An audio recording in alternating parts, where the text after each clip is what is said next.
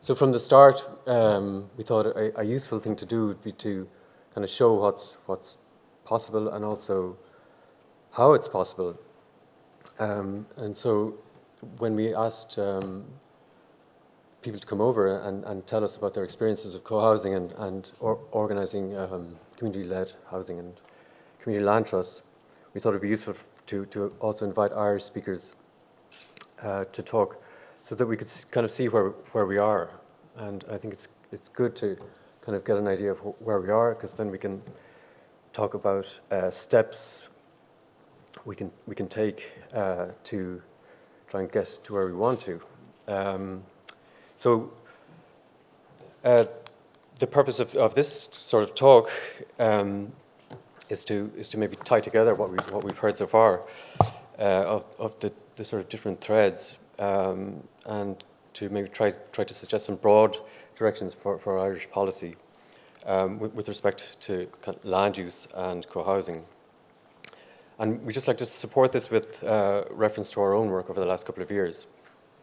Just firstly, a guiding idea, or a couple of guiding ideas.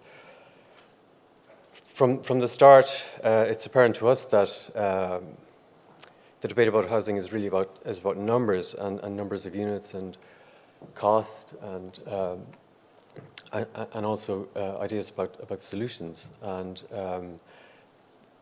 this language is quite revealing in that the discussion is essentially a technical discussion, and it's carried out, like here today, essentially by technicians, architects, planners, and civil servants. And is this really the most appropriate way to approach this topic? So it's kind of understandable, obviously, when we consider the scale of things. But it's notable this morning that the presentations weren't really guided in this way, rather ultimately towards ideas about quality of life or quality of towns, of democracy, of empowerment and creativity. So while most housing is prioritizing a certain idea of privacy and exclusivity, we can say that many co-housing projects, sorry, the screen's here. Many co-housing projects are opening out to issues like inclusivity and neighbourhood, like Spreefeld here, or ecological sustainability, like Lilac, or living, working, and ageing, like this project here in Oderberger Strasse in Berlin. And this, in addition to affordability and self-determination. But community-led development and co-housing, as we've heard, also rely on a kind of cooperative approach between policy and initiative. So implicit in the European examples we've heard so far is the recognition in policy that it's right in the common good to enable diverse approaches to sustainable and self-organized approaches to housing. But also that these enabling measures have a positive effect for the wider community and also for the economy. And so we have phrases like the cooperative city. So government and local authorities have a key role to play, but it's largely an enabling and facilitating role, using or making adjustments to existing policy to let communities lead the way. Can I get a glass of water? Keep it off, thanks. So I just want to briefly discuss some initiatives from the UK and Europe to discuss what the practical next steps might be.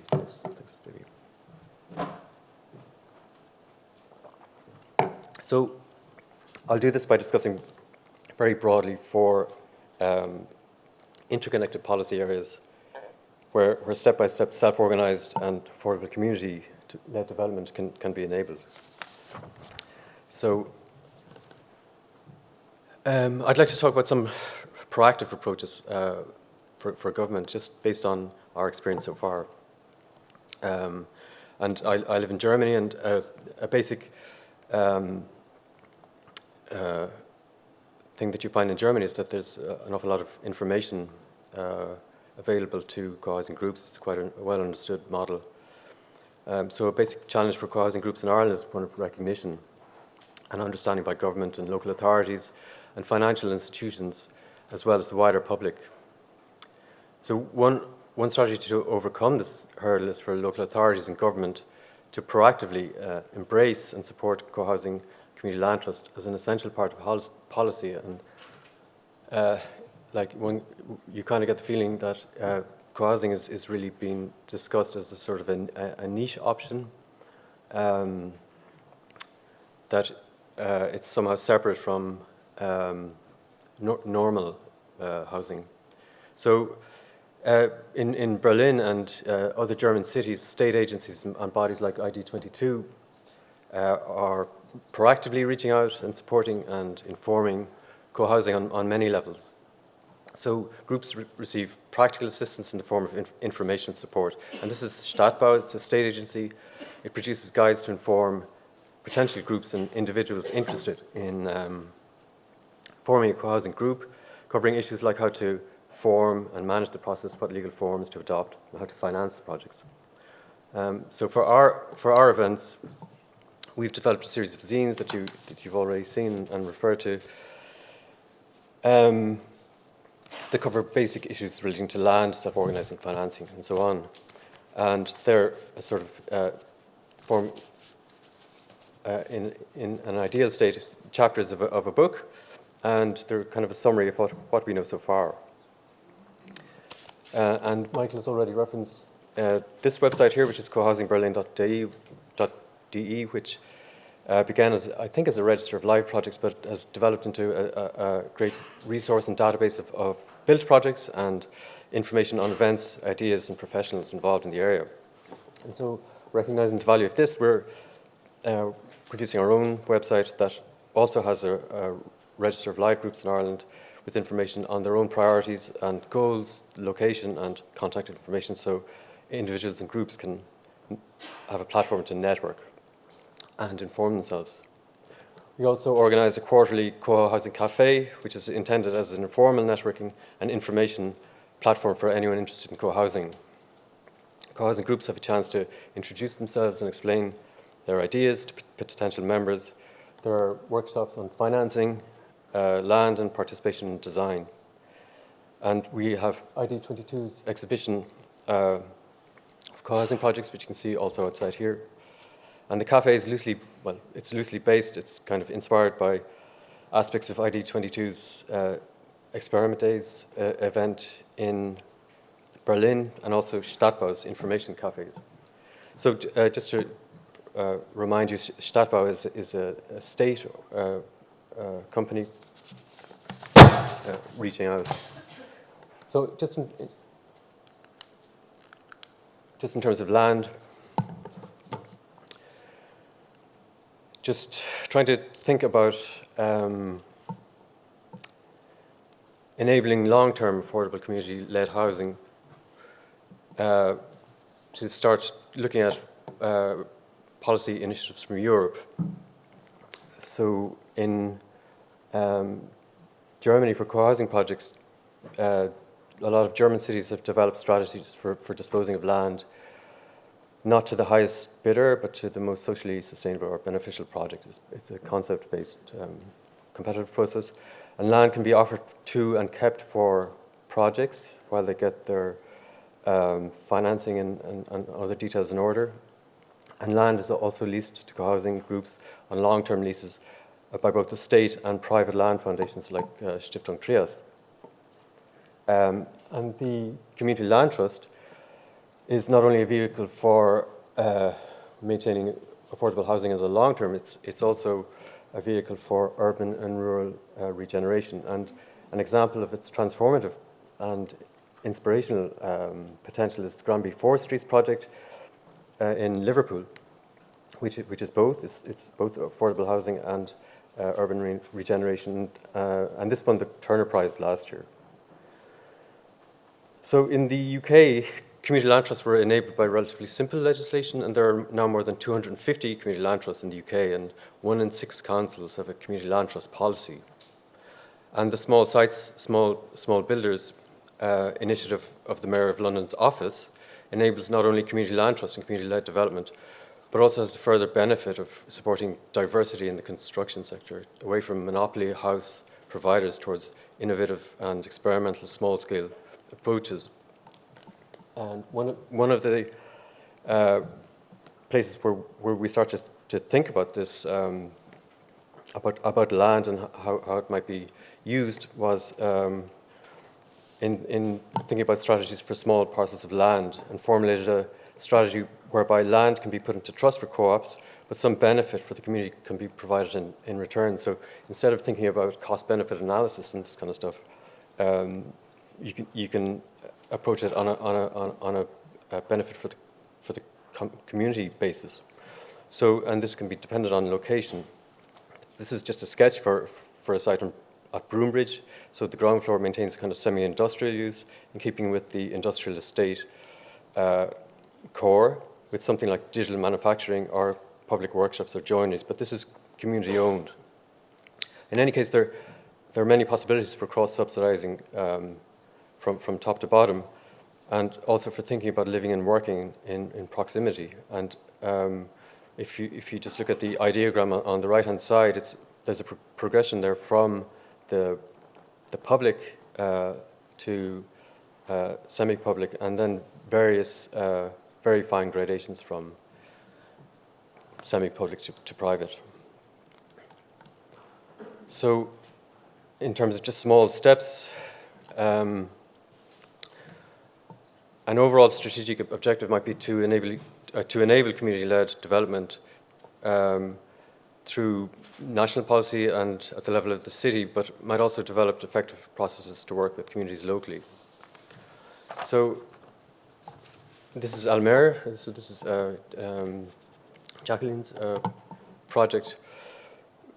We have seen this is a master planning concept that prioritizes content or community benefit over any kind of idea about formal or conceptual unity, and where the outcome of the process is not defined from the beginning. So it's an open-ended process. So it's very much dependent on the people who are taking part in it. Another approach from a master planning point of view is evidenced in Tübingen in Germany, where large areas, in this case former military bases, were divided into small parcels and disposed to individual co-housing and cooperative groups directly, but on a large scale. On the local level, British legislation around self-build requires that a public register of interested groups be a basis for measuring the demand for suitable parcels of land. And self-build itself has a part to play and can allow for ownership of the design and construction process as much as actual construction work. But simple initiatives like the Small Sites Portal, which is on the screen, in London have been very successful in matching land to community land trusts and community-led housing groups. And in Croydon, community-led development is also being supported by a council-owned development company called Brick by Brick. Sorry. So in Ireland, I think there needs to be a shift in the overall planning framework. So community and self-organised development is recognised as being for itself, but also as being not oriented towards profit. So although it's technically private development, it's already likely to be oriented to affordability, inclusivity, or sustainability, or all of these, and has as such a community benefit for as a payback, if you like. So a part of our research going forward is intended to develop practical and simple processes for community land trusts to access land and to explore what kind of loose criteria might be needed to develop community land trusts, and how co-housing groups might be paired with suitable sites. So financial models. We're trying to address the issue of basic affordability and a lack of clear path to financing co-housing projects in Ireland. And as a group, we're working on a joint research project to develop a cooperative co-housing model for Ireland that's aimed particularly at those of low or irregular income, self-employed people or artists, older people, a low income, generally people who can pay their rent but might not never qualify for a mortgage. And we intend that this model could be an open source structure for anyone to adapt later. So we're discussing this with the Cork Centre for Cooperative Studies at UCC, but the project will include cooperative groups, local authorities, credit unions, legal experts, and so on. An important aspect of the research is to work out how equity or savings might be generated in the long term for people while maintaining affordability and the cooperative structure, something that's going to be addressed later, I think, by Ellen, also tomorrow. And also how in later life rent contributions can diminish significantly. And this is the advantage of the cooperative structure, as Michael has already said. So here we're happy to be guided by projects like Lilac in Leeds and Brussels Community Land Trust in studying how they're structured. In terms of keeping credit costs affordable, an interesting model is the German State Investment Bank, something that is completely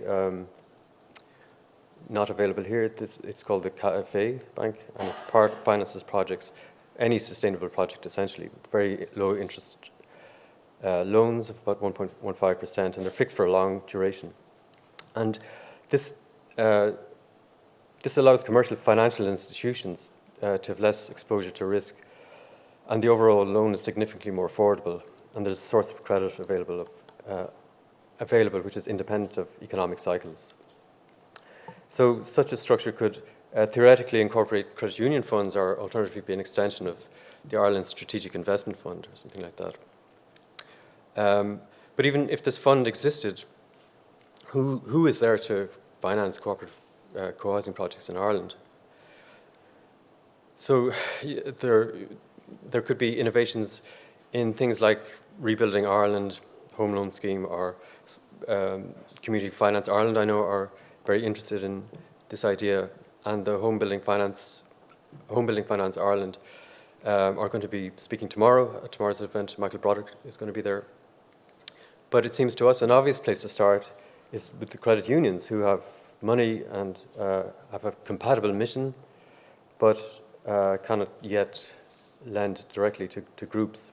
And for comparison, there's a really striking example in Barcelona called La Borda, who have been supported from the start by a credit union. And you can hear more about this tomorrow. Carlos from Barcelona is going to talk at tomorrow's event. So just lastly, in the EU and UK, the ethical banking sector, with banks like Triodos or the Ecology Building Society, have a core interest in supporting communities in sustainable development, and the introduction of institutions like that would transform the landscape for funding sustainable projects of all kinds here. So just to sum up next steps in a kind of practical sense, nationally, we need a proactive recognition of and practical support for co-housing and community-led development. That's based on an understanding of the idea. And government and local authorities exploring options for land leasing, community land trust, obviously, and it's fantastic to hear John Coleman talking about the LDA's attitude. Then this idea of the competitive disposal of land is something that can be explored for community benefit, and the development of simple and transparent routes to financing projects, and to clarify how mortgages can be secured in situations where the land is leased. Obviously, the central bank exploring how credit unions can loan to cooperative co-housing groups, and the introduction of ethical banks. And lastly, just the recognition, really, of community land trust and cooperative co-housing and the mutual home ownership societies in legislation and planning policy. For SOA, we are eager that our joint research project won't be just an academic exercise, rather we're proposing that it might be a structure and an opportunity for all relevant parties from all sides to cooperate. So it might develop into a vehicle for realizing pilot projects. Because the groups are there, we know that, and they've done the research, and anyone who thinks that groups are co-housing is inherently unstable or nebulous idea can have a look at this publication by Common Ground in Bray, and it's just an amazing document if you want to look at how a cooperative co-housing project can be financed. You can find out here. So, and in addition to that, in addition to all of the work that the groups have done, we're obviously informed by inspiring projects and innovation from the UK and Europe. So we're looking forward in the coming phase to kind of a step-by-step process where we can work cooperatively with co-housing groups and the LDA, the housing agency, and local authorities and other stakeholders to evolve different paths to the Irish situation to enable co-housing in Ireland. So just on a very final note, literally thousands of hours of unpaid and voluntary work have gone into SOA's research so far. So in order for our work to continue and for us to realise our goals, we need to have a structural basis for financing it. So we look forward to discussing this embarrassing problem with at least some of you in the coming while. And thank you to all of our collaborators over